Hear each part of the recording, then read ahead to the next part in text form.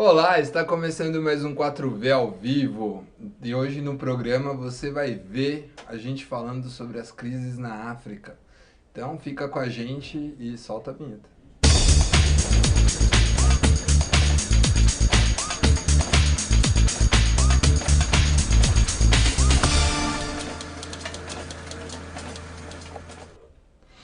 Então a política na África tá uma coisa de doido assim, né? Então, ó, na África do Sul, o ex-presidente Jacob Zuma está sendo processado por corrupção. Na Etiópia, o segundo país mais populoso da África, o jovem Abiy Ahmed foi eleito primeiro-ministro. E em Botsuana, Ian Khama deixou o cargo de presidente do país e quem assume é Masisi, que não faz parte da família Khama, é o terceiro. E para falar sobre esse assunto, contamos com a presença de Felipe, da agência Presença, e de Vanessa Martina, do Diálogos, da revista Diálogos do Sul. Obrigado aí pela presença de vocês. E vamos começar o programa falando sobre a África do Sul. Então, o que podemos falar aí da política sul-africana? Então, nós temos uma situação em que o presidente do país, Jacob Zuma, ele renunciou, foi obrigado a renunciar por uma pressão, inclusive, do partido dele, o próprio partido dele. Isso abriu uma crise agora, uma crise no país, porque é um país que tem uma economia que é a maior economia da África, uma das maiores economias do mundo, numa situação de total instabilidade. Isso porque ele e os apoiadores e seus apoiadores sustentam que ele é inocente. Então você tem uma situação de instabilidade, de protestos, de mesmo revolta popular, de certo modo, diante deste contexto político. E a pessoa que assume o governo agora é um empresário, um dos mais ricos do país. Então a gente vê que esse discurso de corrupção, a gente obviamente no Brasil tem certas limitações para analisar a questão, principalmente dos países africanos, porque as notícias que chegam aqui geralmente são barradas, filtradas por agências internacionais, né? Então a gente acaba tendo um olhar já um pouco direcionado. Mas a gente vê também que, por nossa experiência própria, esse discurso de combate à corrupção, que é algo que a gente vê muito aqui na própria América Latina e que estamos vendo no Brasil todos os dias, é um discurso utilizado, na maioria das vezes, por uma elite econômica que tem um objetivo que, ao contrário do que eles dizem, né, que é de combater a corrupção e de limpar o Estado, mas de se apoderar do Estado. Então, essa situação na África do Sul, eu acho que, além da gente analisar e discutir a questão dos presidentes e da situação do país, é olhar um pouco também para como a economia se move a partir disso, como as forças sociais se organizam a partir dessa situação que está sendo colocada lá, para entender se o que está acontecendo não é algo que a gente possa colocar um pouco dentro da nossa própria experiência aqui. Quer comentar um pouco? Eu concordo com ela. Eu acho que não é mera coincidência a gente estar falando de um presidente cair por acusações de corrupção. E também a economia sul-africana, assim como a brasileira, ser muito dependente da exportação de commodities. Aqui, no caso, produtos agropecuários, e lá o diamante, que inclusive a exploração do diamante era a base para a manutenção do apartheid. Então, nos últimos aí 2, 3 anos, houve uma queda dos preços em commodities que gerou aí uma retração, uma crise nos estados de bem-estar social que estavam sendo formados em volta do superávit do preço dessas commodities, que aí abriu espaço para essas elites econômicas no Brasil, na Bolívia, no Paraguai, promover aí golpes brancos, demandar se reapropriar do Estado. Então, assim, aproveitando o gancho de vocês dois, aí a gente poderia fazer uma análise no ponto... Será que essa elite econômica, assim, os gringos tal, eles estão querendo quebrar vários blocos econômicos e tá começando a ir pelos BRICS, né? Nem primeiro o Brasil, com essa questão, agora a África do Sul, daqui a pouco eles vão para a China, já estão mais ou menos indo aí para cima da Rússia também. Nessa questão, o que a gente pode pensar nesse quadro aí desses gringos indo para cima dos BRICS? Olha, eu tenho lido alguns analistas e concordo com eles que dizem que a gente está entrando numa nova era do neoliberalismo, que ainda não temos um nome, né? E que é uma era mais agressiva do que os governos que a gente viu anteriormente. Que ele vai mais num ataque frontal mesmo a direitos sociais. Então, como ele colocava, Felipe, a respeito dos estados de bem-estar social. O estado de bem-estar social é uma conciliação de classes, né? Então, é você pegar, manter o dinheiro dos ricos, mas distribuir um pouco mais para os pobres. Acabou o estado de bem-estar social. Então, agora, a ideia é desmonte social e vir de uma forma muito agressiva. Onde vai ser mais sentido isso? Certamente nesses países que tinham algum desenvolvimento. Então, você pegou... O Brasil é um ataque frontal, porque era uma das maiores economias do mundo, né? Chegou a passar, se não me engano, o Reino Unido.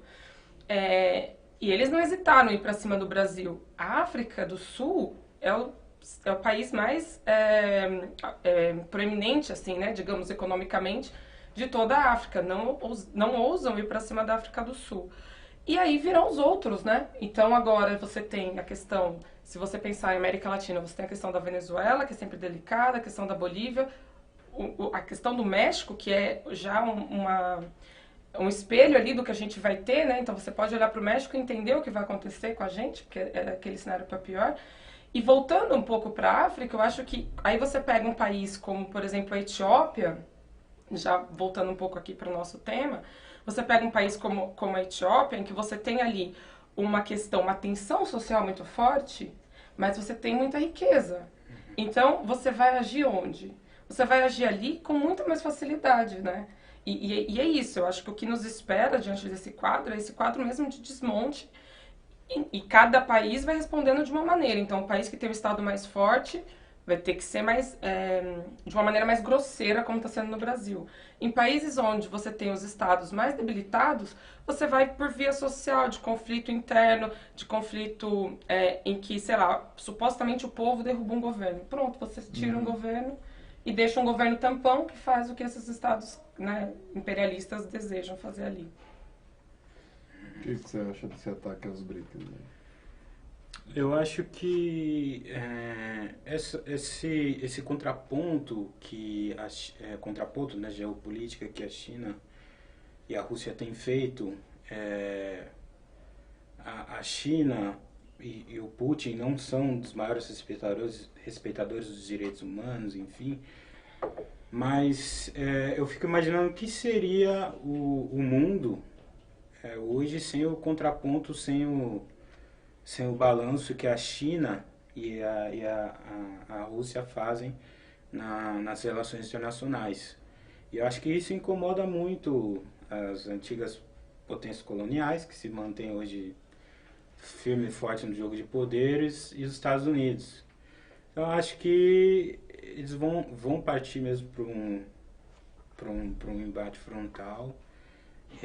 A gente está sentindo na pele como que vai ser isso daqui para frente.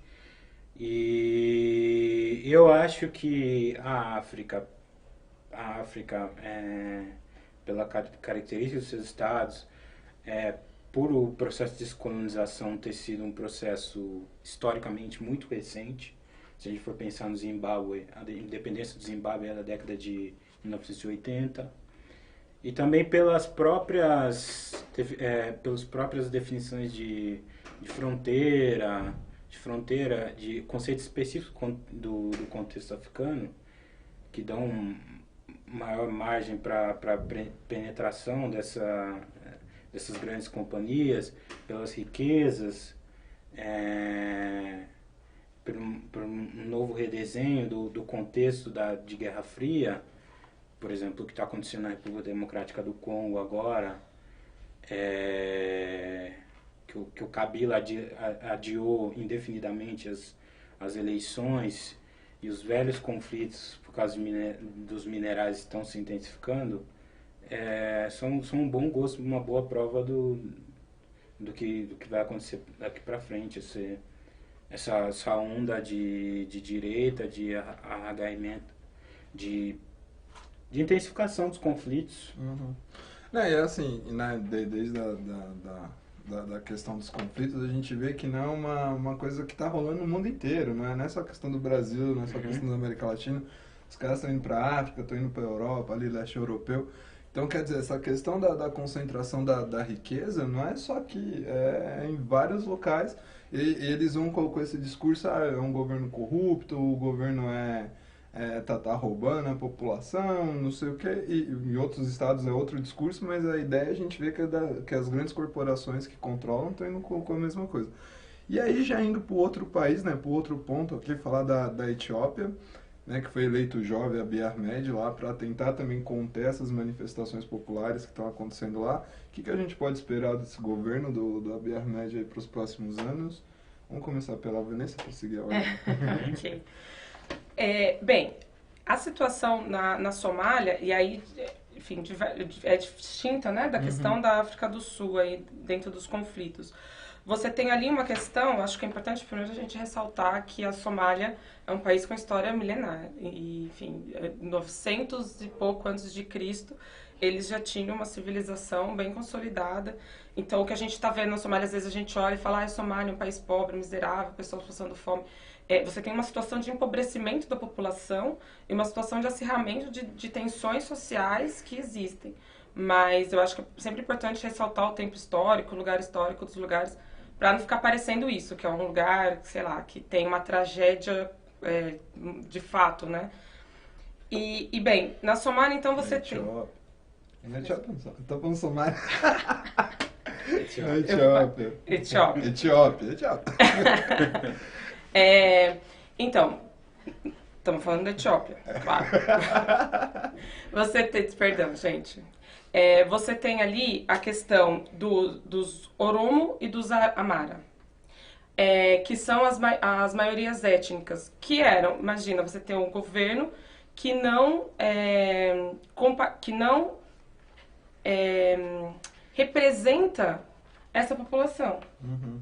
E aí, diante desse cenário, você tem a intensificação desses conflitos, porque você imagina como essas minorias, elas durante vários anos ali oprimidas, né? Então elas começam a fazer um protesto, começam a se manifestar e são brutalmente reprimidas. Então são milhares de mortos, são milhares de presos políticos, e aí então agora você tem um governo que é uma esperança para essa população. O que a gente espera? A gente espera que, de fato, ele consiga fazer um governo de conciliação nacional. Mas é um cenário muito complexo, né? Porque você tem esse país com a sua riquíssima história, mas com sempre forças estrangeiras, sempre com intervenção, com ações de ingerências externas. E como que um país ele pode ali, de repente, criar um novo método, criar um novo sistema que congregue toda a diversidade que tem diante dessas pressões? Então, não sei, Fundo Monetário Internacional, Banco Mundial, impondo uma realidade que se pretende mundial diante de cenários e realidades que são muito específicas e regionais. O que a gente tem hoje na Somália é uma tentativa de governo de apaciguamento, realmente, né? Porque você tem o grupo étnico Oromo, que é 1/3 da população somália. Da população acho que da próxima aí na discussão de pauta vamos fazer uma pauta sobre Somália. Que tá a gente quer muito falar de Somália. Enfim, tem 1/3 da população etíope que estava se sentindo subrepresentado pela Frente Revolucionária do Povo Etíope, que é o governo que tem dominado, o partido, desculpe, que tem dominado a política etíope desde 91, então está 27 anos aí dominando a política etíope. E em 2015 começou esse movimento, essas manifestações nas áreas de maioria Oromo, e depois se espalhou por todo o país, pedindo maior representação dentro da política e também contestando esse quadro de abuso de direitos humanos que há na Etiópia, que é a perseguição contra membros da academia, a perseguição, a cerceamento da liberdade de imprensa. Foi um movimento que tomou o país. Em 2 anos aí de protestos muito violentos, né? Foram cerca de 700 mortos. O ex-presidente tentou ainda conciliar as coisas, libertando alguns professores, alguns pesquisadores, alguns jornalistas que estavam presos, mas ele não conseguiu segurar a situação. Em fevereiro ele se afastou do governo. E aí entra o Abiy Ahmed, que é um oromo, é o primeiro oromo, apesar de os oromos representarem mais de 30% da população, ele é o primeiro oromo a ser primeiro-ministro na história da Etiópia. E o perfil dele, por ele ser um oromo, ele também é doutor em conciliação de conflitos. É um cara que veio da carreira militar, desde 2010 também está tocando a carreira política, galgou prestígio dentro da Frente Revolucionária e está claro, assim, pelo perfil dele, que ele foi escolhido para fazer esse governo de conciliação, tentar acalmar a situação na Etiópia. Pode falar. Não, é só ressaltar uma questão que, assim, a situação de direitos humanos está bem complexa lá, né? Então você tem, por exemplo, sei lá, liberdades civis básicas, como, não sei, acesso à internet, que é tolhido, liberdade de organização, de manifestação, direito de imprensa. Então, é uma situação muito complexa e muito grave, e sempre que você tem uma situação muito grave e você pega e pinça uma pessoa e coloca ela para resolver, não digo sempre, mas você corre o risco ali também de você ter, por meio de toda essa tensão, uma frustração, né? Porque ele vem, não é uma coisa que ele foi eleito, ele não é um voto popular, não é algo que ele tenha sido, que ele chegou lá por um voto, por um desejo da população, então é uma coisa um pouco arranjada dentro da própria Frente Revolucionária Democrática, né, que é essa frente, que é uma coalizão de partidos. Então, ali num arranjo da própria frente, tomaram essa atitude, talvez acertada, enfim, mas é difícil imaginar que esse próprio fato vai conter a população. Então, na pesquisa que eu fazia, vi algumas declarações de jovens dizendo, mas não é porque ele é um oromo que ele representa a nossa demanda. Porque, para além de uma demanda étnica, tem uma questão também de direitos, uma questão econômica. Então, você tem uma série de reivindicações que vem sendo feita ao longo desses 3 anos de protestos, porque já são 3 anos, né? Eles aumentam, diminuem, enfim, já são 3 anos. Uma série de reclamações que não é de uma hora para o outro, de fato, que esse governo vai conseguir pôr um termo nisso, né, e resolver esses problemas. E é assim, né, que eu ia falar antes aí, é que a gente tem que desconstruir esse discurso de que a África é um continente, que todo mundo é pobre, que ninguém tem nada, e desconstruir isso. Você que está assistindo tem que ter claro isso, né, que a África não tem esse negócio assim, é um continente pobre. Pode não ser distribuída a riqueza, que é diferente.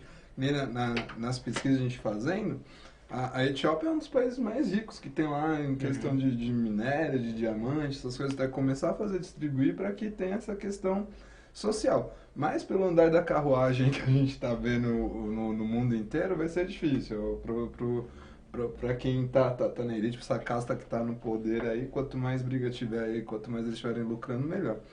E como o nosso tempo está indo, né, a gente não consegue parar, então a gente vai para o nosso terceiro tema, que é em Botsuana, que é um dos países mais estáveis da África, né? Ian Khama, que é o presidente, deixou o cargo de presidente do país, e quem assume agora é o Masisi, e ele é o terceiro, né, que não é da família Khama, que seria tipo da dinastia Khama, assim.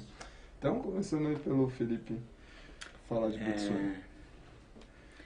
O Ian Khama, ele já tinha cumprido 2 mandatos de 5 anos, que é o que a Constituição de Botsuana permite. E ele tinha entrado para esse terceiro mandato, né? Aliás, ele usou esse terceiro mandato para fazer meio que uma despedida do povo. Ele visitou todo o país, 57 unidades federativas, e conversou com todo mundo, se despediu e passou o poder para o seu vice, né? Faltando aí mais ou menos 1 ano e meio para as próximas eleições, que são em 2019. E a projeção é mesmo que essa, que o Massisi fique no poder até 2019, até as próximas eleições. O Massisi, que é um cara ligado à educação, desenvolveu toda a sua carreira como professor, trabalhou para o Unicef, já foi ministro da educação, né? E tem esse fato curioso também da dinastia Kama. Começou com o Seretse Khama, que era um membro da realeza de Botsuana, quando a Botsuana ainda era um protetorado do Império Britânico, que tem uma história toda curiosa, de grande simbologia, que o Seretse, quando ele foi fazer a instrução dele como membro da realeza na Inglaterra, ele acabou se apaixonando por uma moça inglesa que causou um grande rebuliço à época, porque Botsuana, assim como a antiga Rodésia, que é a África do Sul, é rica em diamantes. Então, os ingleses aplicavam ali um regime de segregação racial parecido com o apartheid da África do Sul. Enfim, o Seretse foi submetido a um exílio, que aí teve até uma confusão com o Churchill, que ele prometeu que quando ele entrasse quando ele se tornasse primeiro-ministro, ele ia permitir que o Seretse retornasse a Botsuana, mas aí ele alcançou o cargo de primeiro-ministro inglês e não cumpriu o que ele prometeu. Que aí essa luta pelo Seretse para poder ficar com sua esposa inglesa culminou na independência de Botsuana. E Botsuana, por esse fato, se tornou um opositor ferrenho à África do Sul do apartheid, que causou sérios conflitos militares. O exército sul-africano chegou a invadir algumas vezes o território de Botsuana. E desde 1966, quando o Seretse se tornou o primeiro presidente de Botsuana, a família Khama está no governo, ou como presidente ou no alto escalão do poder executivo de Botsuana. Eu acho que é interessante agregar a isso que Massisi, né? Que ele tem agora um grande desafio, né? Provavelmente ele vai ser eleito de novo em 2019, ele fica até 2019, e provavelmente ele é eleito novamente. Por quê? Porque como o Felipe colocou, Botsuana é muito rico em diamante, mas é muito dependente disso. Então o grande desafio agora é fazer essa economia se desenvolver para além dessa commodity, né? E se a gente pensa, essa questão da exploração do diamante, ela é muito, muito, muito cruel. Eu acho que a gente pode falar que ela é mais cruel até do que, sei lá, a exploração do petróleo, né? Então, quando a gente fala em diamante de sangue, eu acho que é uma expressão que vem bem a calhar com o que é a exploração do diamante. Só que a gente também sabe que isso de quando um país tem uma commodity muito forte, que traz muita riqueza, é muito difícil se livrar dela e conseguir desenvolver a economia com outros fatores e, de repente, uma industrialização ou uma economia mais de serviços. E um exemplo disso que a gente tem muito próximo nosso aqui é a questão da Venezuela, né? Você teve um governo Chávez que, por durante 14 anos, tentou, ali a duras penas, fazer uma economia independente do petróleo e não conseguiu até agora. E aí você tem também uma população de Botsuana que é uma população jovem e que você tem um emprego na casa de 20%, desemprego, perdão, na casa de 20%. Então, assim, é um país em que você tem condições, obviamente, de trazer ali um outro tipo de desenvolvimento. Mas diante desse cenário global que a gente traçou aqui anteriormente, fica essa questão, né? Será que ele vai conseguir? Será que ele vai ter força para tentar desenvolver um governo mais voltado para os interesses dos que estão abaixo, né? Do interesse da população menos favorecida, da população mais empobrecida? Ou vai fazer o jogo que é esse jogo dos poderosos, que é esse jogo do imperialismo, que é isso, é vender diamante e, enfim, ficar com a elite do país fica com o dinheiro e para os pobres restam, né, isso que a gente tem visto, as migalhas do poder e, sei lá, essa divisão bem injusta e desigual dos recursos do país, né, das riquezas naturais do país. Uhum. Então, assim, né, nosso tempo tá meio que acabando, então eu queria que cada um, assim, fizesse uma análise da importância, né, para quem está assistindo, de falar sobre a África, entender sobre a África também. E é isso, e a gente encerra colocando essa importância de debater a África, de falar sobre a África. Eu acho que a África é um grande buraco assim, nos noticiários brasileiros. Não chega quase nada aqui. A gente estava vendo a dificuldade aqui para falar o Botsuana, para achar alguma fonte de informação para falar aqui. E eu acho que falar do continente africano é importante para também desconstruir esse senso comum que tem sobre a África, que no Brasil é mais forte ainda por causa da questão do nosso passado com escravidão e depois essa coisa do racismo científico e etc., que tomou o país. E essa desigualdade que até hoje tem raiz profunda na nossa sociedade, né?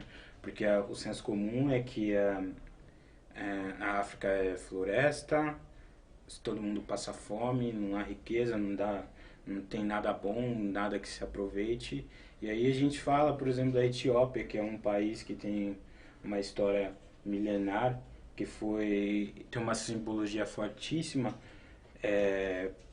por causa do Haile Selassie, que é o famoso Rastafari, por causa da luta que os etíopes tiveram contra o domínio italiano no início do século XX, que são uma das bases do panafricanismo, do movimento Rastafari.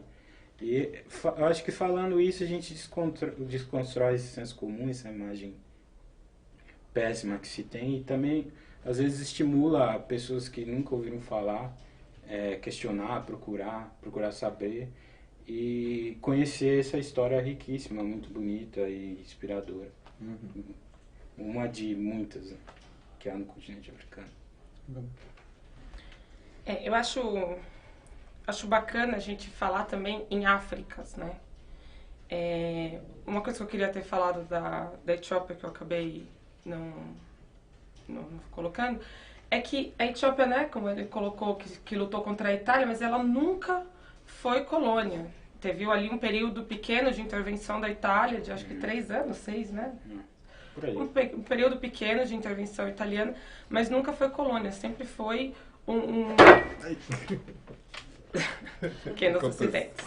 Sempre foi independente. E é isso, tem uma história milenar. Você remonta aí a 980 a.C. É um dos primeiros países cristãos do mundo, então, tipo, um dos primeiros a adotarem o cristianismo. Enfim, então, e aí quando você pensa nisso, e você pensa que você tem a Etiópia como um país rico, né? Porque a gente pensa assim, na Etiópia as pessoas estão lá passando fome, aquelas pessoas magrinhas, que passa na televisão o tempo todo, né? Naquela propaganda do Médicos Sem Fronteiras, puro osso, aquela coisa. E não, gente, não é assim, né? Se você fizer uma pesquisa e procurar lá Addis Abeba, é lá que tá a sede da ONU, a sede da ONU na África, né? A sede do Congresso Africano. Então, assim, é muito importante a gente conhecer mais. E, sobretudo, a mídia de fato não pauta os temas africanos. E quando pauta, é para falar de coisa negativa. Então, é para falar, sei lá, do Boko Haram, é para falar de violência, de terrorismo, é para falar de morte, de seca, de fome. Mas imagina que não é só isso, né? Então você tem diversas coisas acontecendo, você tem democracias que estão florescendo e que estão pujantes, que estão se desenvolvendo, você tem países ricos, países para o turismo também, eu acho que é importante falar isso, porque às vezes as pessoas vão decidir destinos turísticos e evitam a África, pula como se a África não existisse, né? E você tem ali destinos fantásticos, para além dos safaris africanos, que pensa que é só isso, safari, ver onça pintada, não, onça pintada não, leão, Não, não é só isso, né? Você tem uma série de ruínas, uma série de países com uma história antiquíssima, que vale a pena conhecer. O caso da própria Etiópia, né? Que você tem as igrejas na pedra, sítios arqueológicos com provavelmente o ser humano mais antigo veio de lá, né? O berço da civilização humana vem da Etiópia. Então, enfim, acho que é isso. Acho que é importante a gente, sempre que possível, levar esses temas e debater e levar sempre também com uma perspectiva positiva, de pautas positivas, para quebrar um pouco esse estereótipo que tem, sobretudo aqui no Brasil, de que todo mundo pobre, triste, falido, que não é bem assim. Então, assim, com essas falas, né, encerramos o 4V de hoje. Se você gostou, compartilha. Se não gostou, compartilha também. Não esquece aí de dar um like, ativar o sininho para chegar para você, curtir a revista Diálogos do Sul, também curtir a agência Presença. E na semana que vem a gente volta com um assunto bem interessante. Tchau!